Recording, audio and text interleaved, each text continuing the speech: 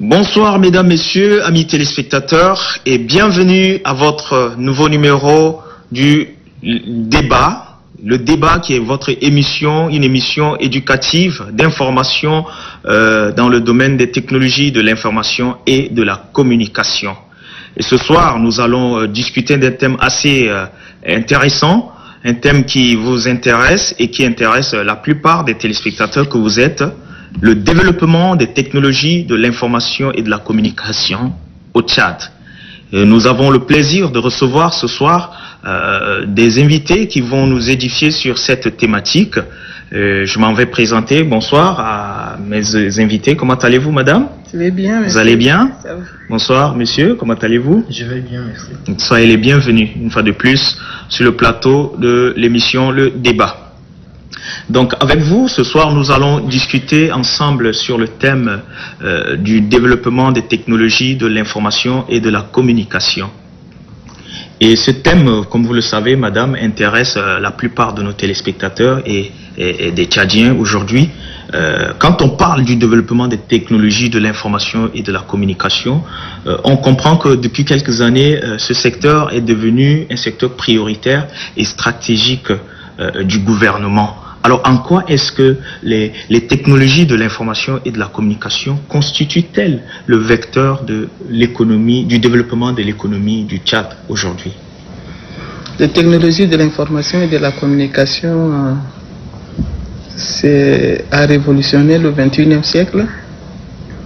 Et c'est vraiment un vecteur de développement parce qu'aujourd'hui, aucun acteur économique ne peut envisager l'avenir sans l'utilisation des technologies de l'information et de la communication. Ce n'est plus possible. Donc nous sommes embarqués et nous sommes obligés d'avancer avec les technologies ou disparaître. Donc c'est ça le problème. Donc, nous avons intérêt à intégrer déjà ou à développer les compétences dans le domaine pour pouvoir être au rendez-vous du donner et du recevoir. Très bien. Je me retourne de ce côté, à ma gauche. Monsieur Ismaël Djekale, vous êtes concepteur de l'application Chambi. C'est une application de géolocalisation. Et vous êtes à Haïti. Donc, quelle est votre lecture aujourd'hui par rapport au développement des TIC au Tchad? Le développement des TIC est vraiment important pour l'économie numérique, pour le développement d'un pays. Parce qu'aujourd'hui, en fait, pour s'ouvrir dans le monde, pour être en relation avec le monde entier, c'est le meilleur moyen par lequel on peut en fait toucher certains pays plus rapidement et puis avoir accès à une certaine connaissance, essayer de développer les choses avec. Très bien.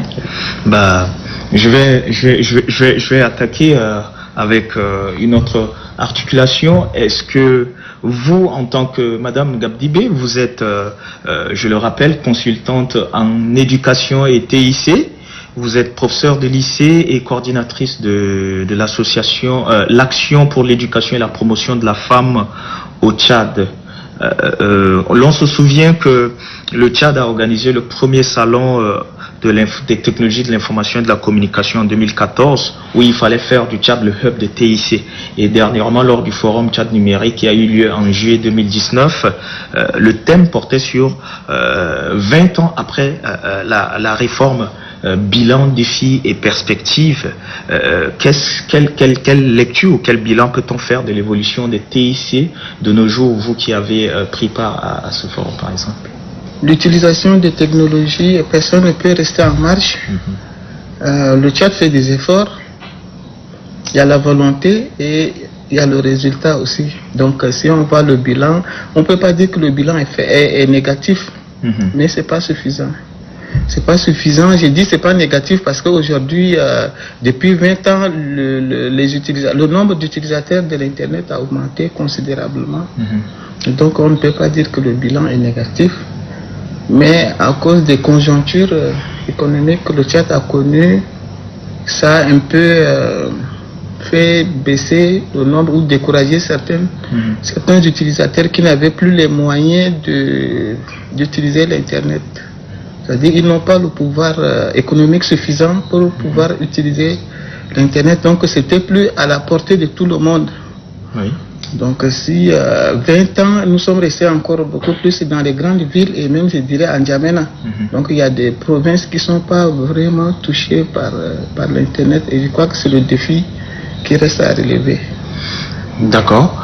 Donc vous pensez que 20 ans après, il y a eu une évolution nette au niveau des infrastructures. Bon, vous qui êtes éducatrice et tout ça, est-ce que les programmes scolaires ont pris en compte le développement de l'informatique et de tout ce qui va pour l'éducation des jeunes et surtout des jeunes filles?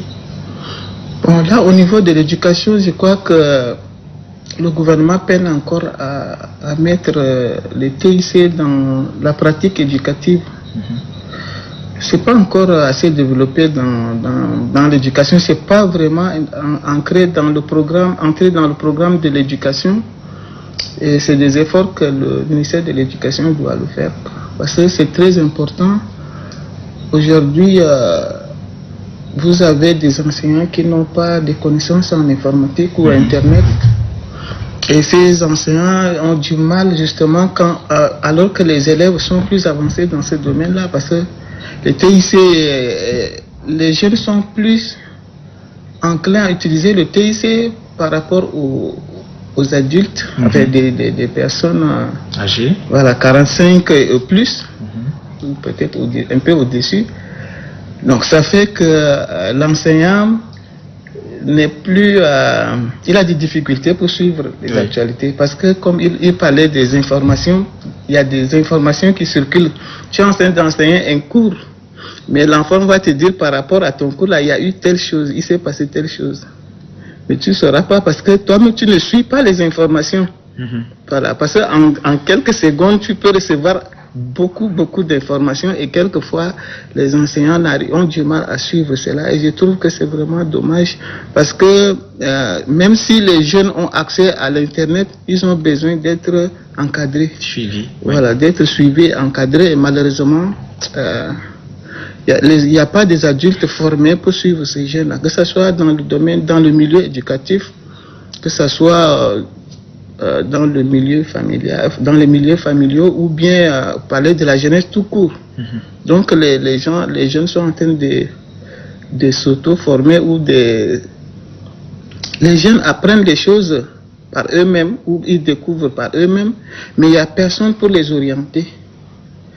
Donc j'ai peur que ça crée d'autres problèmes parce qu'on avait parlé déjà de ce problème sur Internet où les jeunes commencent la plateforme ou bien les réseaux sociaux sont devenus une plateforme qui pousse les jeunes à se dire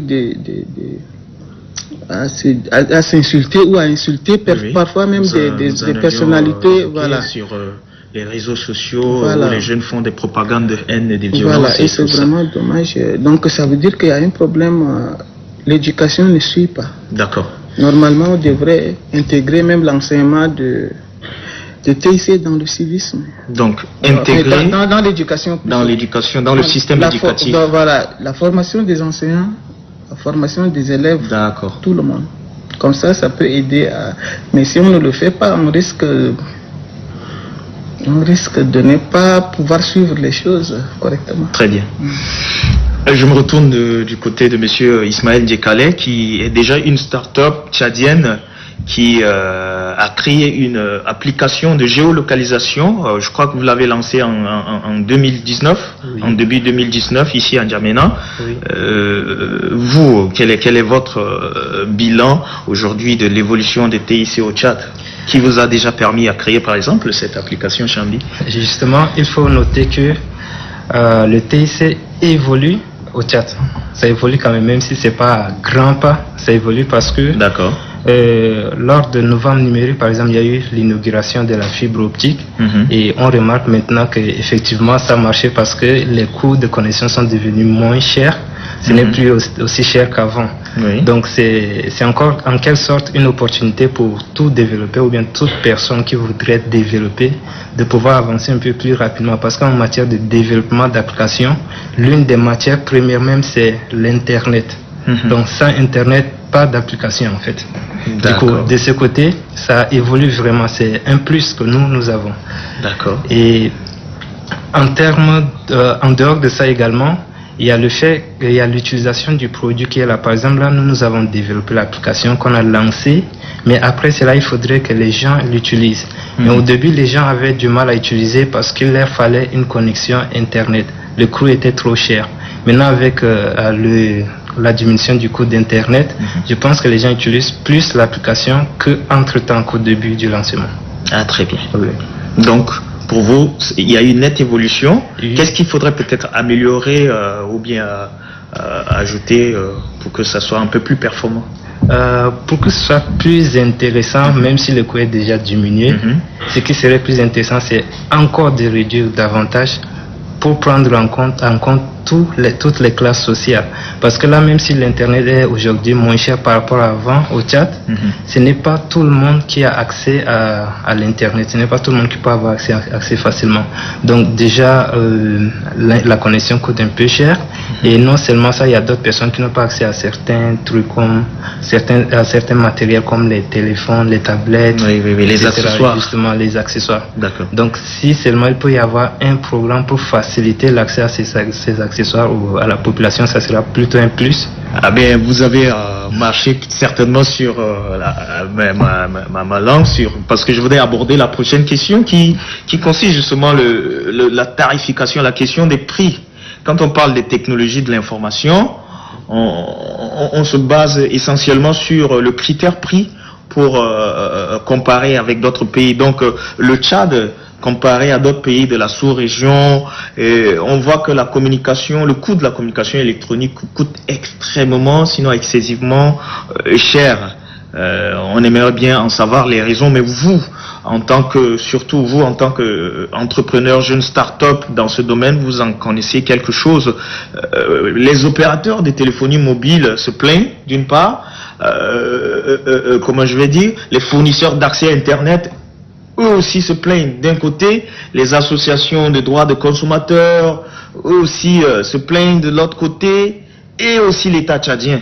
Alors, on se demande comment partager la responsabilité, surtout sur la question des prix. Le problème réside essentiellement au niveau du coût élevé des impôts et taxes imposées par l'État tchadien.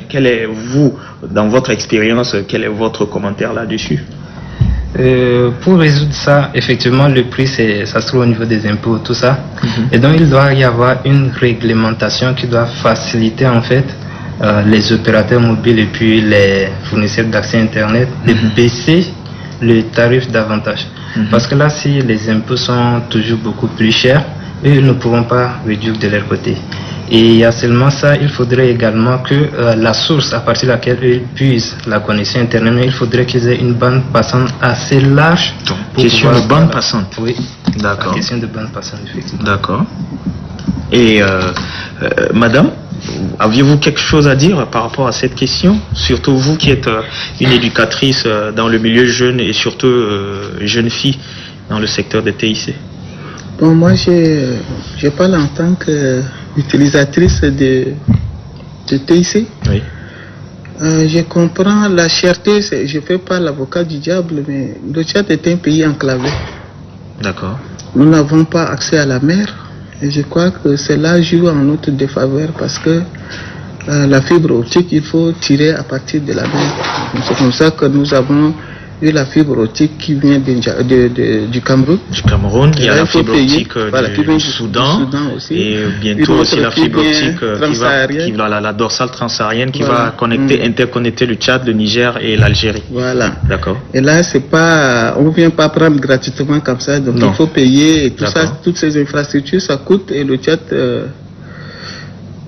paye et donc maintenant, ça va, quand les fournisseurs d'accès, ils prennent la connexion, les téléphonies mobiles prennent aussi la connexion, il y a le problème des taxes aussi. Et je crois que le gouvernement est en train de a fait un effort. Sinon, c'est pas suffisant du tout. Il y a eu beaucoup d'efforts quand même. Oui, il y a des efforts, mais c'est pas suffisant. D'accord. Qu'est-ce qu'il faudrait peut-être améliorer? J'espère qu'ils vont le faire. Ils vont encore baisser le prix parce que là, en ce moment, c'est pas vraiment à la portée de bourse de tout le monde. D'accord. Donc l'usage, c'est pour ça que vous allez voir que l'utilisation est encore limitée. Le taux d'utilisation de l'Internet au Tchad, je n'ai pas le chiffre exact, mais en tout cas c'est très faible par rapport au pays de la sous-région. Le taux d'utilisation, d'après les dernières informations, s'élève à 45,5% pour le mobile. Et puis à 5% pour le data. Ça, ce sont des rapports chiffrés de We Are Social et de HotSuite, qui est une structure américaine qui étudie uniquement l'utilisation de l'Internet un peu partout dans le monde. Donc ça, c'est le cas spécifique du Tchad. C'est un rapport de 2019. Vous pouvez également vérifier. Donc, madame, moi, je vais anticiper en même temps pour vous demander, vous, dans votre secteur qui est l'éducation, parce que vous êtes consultante, experte sur la question éducation TIC, quelle est la place de la femme tchadienne en matière de développement des TIC au Tchad? La place de la femme tchadienne est justement faible. Pour utiliser le TIC, il faut au moins le minimum savoir lire et écrire. Lire et écrire. Oui, minimum. Sinon, on va se limiter à appeler. Ça aussi, c'est TIC. Appeler, prendre le téléphone, appeler quelqu'un. Là, peut-être qu'on n'a pas besoin d'aller à l'école pour le faire, mais c'est pas facile. Et le taux d'analphabétisme est très élevé chez les femmes. Et il y a aussi la culture. Ça joue aussi. Et tout à l'heure, j'ai voulu dire que les TIC, certaines personnes croient que c'est réservé aux jeunes. C'est pour les jeunes. Je crois que c'est pas pour eux. Et c'est comme ça que certains parents privent les enfants de téléphone ou parfois on les empêche de regarder, d'utiliser même l'Internet, etc. Et je crois que ce n'est pas une bonne chose. Mais je comprends aussi parce que ils n'ont pas la possibilité de contrôler l'utilisation du téléphone par l'enfant. Mais le problème est que tu contrôles l'enfant ou pas, puisqu'il n'est pas avec toi, il est avec des amis qui, eux, peut-être, ils ont l'accès au téléphone. Donc l'enfant va apprendre avec ses amis. Et là, quand c'est comme ça, il n'y a plus de... L'enfant n'est plus encadré. Et donc il peut avoir des dérapages. Maintenant, revenons à la situation de la femme. Et comme je disais que le taux d'analphabétisme chez les femmes, c'est très élevé. Donc ça fait que l'usage des TIC est aussi le taux d'accès et d'usage des TIC est aussi limité et très faible chez les femmes. Peut-être c'est parce que elles ne s'y intéressent pas ou on ne les a pas intéressées. C'est un problème de sensibilisation? Oui, c'est possible. D'information? Mais sinon, en réalité, les femmes utilisent même mieux les TIC. Il y a des études qui ont montré que les femmes utilisent mieux et bien les TIC même que les hommes. Mais on ne leur donne pas parfois la possibilité d'y avoir accès. Vous avez vu, avec une équipe, je suppose, ils ont créé une application, non? En effet. Voilà. C'est pour ça que je dis qu'à l'école, il faut que les gens introduisent la formation de l'informatique à l'école. C'est très important que ça fasse partie comme les maths, les SVT et autres sciences de la vie et de la terre. Que l'informatique soit insérée dans les programmes de l'éducation à partir du niveau basique, primaire, secondaire et jusqu'au supérieur. Oui. Parce que pour créer une application, il faut apprendre d'abord le langage informatique, non? Mais si les enfants ils n'ont pas appris cela, comment ils vont créer une application? C'est pour ça que j'ai dit que si on leur donnait cette possibilité d'acquérir ces compétences-là, ils peuvent créer des applications qui peuvent résoudre leurs problèmes. Voilà. Donc j'ai dit que quand quelqu'un invente quelque chose, on invente une fourchette ou on invente je ne sais pas quoi, c'est parce qu'il y a eu un problème et qu'on veut résoudre. Si on donne la possibilité aux jeunes d'apprendre l'informatique, de le maîtriser, Ça veut dire qu'ils peuvent être capables de créer des applications qui peuvent résoudre nos problèmes. Et ça peut aider les femmes aussi à créer des applications qui peuvent résoudre les problèmes spécifiques de la femme. Très bien. Elle peut créer des applications par rapport au fait qu'elle a un enfant, comment elle va gérer l'enfant qui est avec elle et le travail, comment elle va le faire. Elle peut créer des applications pour résoudre ce problème-là. Mais si on ne donne pas, ça veut dire que nous allons continuer à consommer ce qu'on nous envoie de l'extérieur et que nous ne maîtrisons pas et qui n'ont rien à voir avec nos réalités culturelles. Donc ça fait que ce qu'on va utiliser, ça ne va pas nous arranger. Quand vous allez sur Internet, vous cherchez des informations, tu ne peux pas chercher des informations sur ton village. Parce que si quelqu'un ne met pas ces informations à la portée des gens, tu ne peux pas trouver, tu ne peux pas dire que je vais chercher si est-ce qu'il y a telle information sur moi. Il faut que quelqu'un ait mis cette information d'abord en ligne pour qu'on puisse y avoir accès. Donc nous avons un travail à faire dans le contenu aussi. Très bien. Il y a un travail à faire à partir du contenu. Merci beaucoup, madame. Je me retourne du côté de monsieur Ndjekale, concepteur de l'application Chambi, start-up tchadienne. Vous, aujourd'hui, quel est votre mot par rapport justement à cette question, vous qui êtes dans le domaine? Je pense qu'au niveau usage des TUC, les filles s'en sortent déjà beaucoup bien, parce que si on voit un peu l'usage quotidien, par exemple l'utilisation du téléphone pour se connecter par exemple dans les réseaux sociaux, ça va. Et je pense que ce qu'on peut faire de plus, c'est encourager les femmes un peu dans d'autres usages qui sont beaucoup plus professionnels, qui peuvent leur ouvrir d'autres portes. Par exemple, si ce sont des femmes qui ont des entreprises, par exemple, il faudrait qu'elles arrivent à mettre en place leur site web, pouvoir mieux administrer leur page Facebook ou bien effectuer des marketing digital, ainsi de suite. Donc il faudrait également que les filles soient encouragées, surtout dans l'éducation, même dans le secteur même des TIC, du genre, là aujourd'hui maintenant on remarque que dans le secteur de TIC, c'est beaucoup plus les hommes qui sont là-bas. C'est comme si c'est réservé. Il y a une prédominance. Justement, c'est comme si de la junte masculine là-dessus. Oui, il y a quand même quelques filles qui sont là, mais le nombre n'est pas assez élevé. Et surtout dans votre domaine, par exemple, dans le développement. Est-ce qu'il y a des jeunes filles là-dedans? Oui, il y en a quelques-unes. Il y a quelques Tchadiennes même que je connais qui développent bien. Mais on a besoin de plus de femmes dans ces domaines-là. Bon, peut-être qu'elles pensent que c'est difficile, mais à mon niveau, je pense que c'est pas aussi difficile que ça. Quel conseil vous pouvez leur donner rapidement comme ça, celles qui aimeraient lancer leur carrière? Celles qui aimeraient se lancer là-dessus. En quelques secondes, oui. Le conseil, c'est pouvoir se lancer automatiquement si elles veulent, de ne pas attendre, parce que c'est du tout pas compliqué. Il suffit juste d'avoir quelques ressources sur Internet, pas besoin même d'aller s'inscrire à une formation qui coûte très cher. Déjà à partir de YouTube, elles peuvent apprendre facilement certains langages et puis voilà, elles peuvent s'en sortir avec. Super. Bien, merci beaucoup, madame Gabdibé. Gab Ingone, vous êtes consultante en éducation et TIC, professeure des lycées et en même temps coordinatrice de l'association AOPF. Nous avons le plaisir de vous recevoir sur ce plateau. Merci aussi à vous, monsieur Ismaël Ndjekale. Vous êtes Haïti, spécialisé dans le développement, le codage et tout. Donc vous avez créé l'application Chambi. Nous vous remercions d'avoir accepté de venir échanger avec nous sur ce tableau, ce plateau de l'émission Le Débat qui porte sur les technologies de l'information. Nous arrivons au terme de notre émission et nous vous remercions. Nous remercions également nos amis téléspectateurs qui ont suivi avec nous cet échange. Nous vous remercions de votre fidélité. Merci également à l'équipe de réalisation qui nous a aidé à réaliser cette émission. Nous vous donnons rendez-vous prochainement à la même heure pour un autre numéro. Au revoir et à bientôt.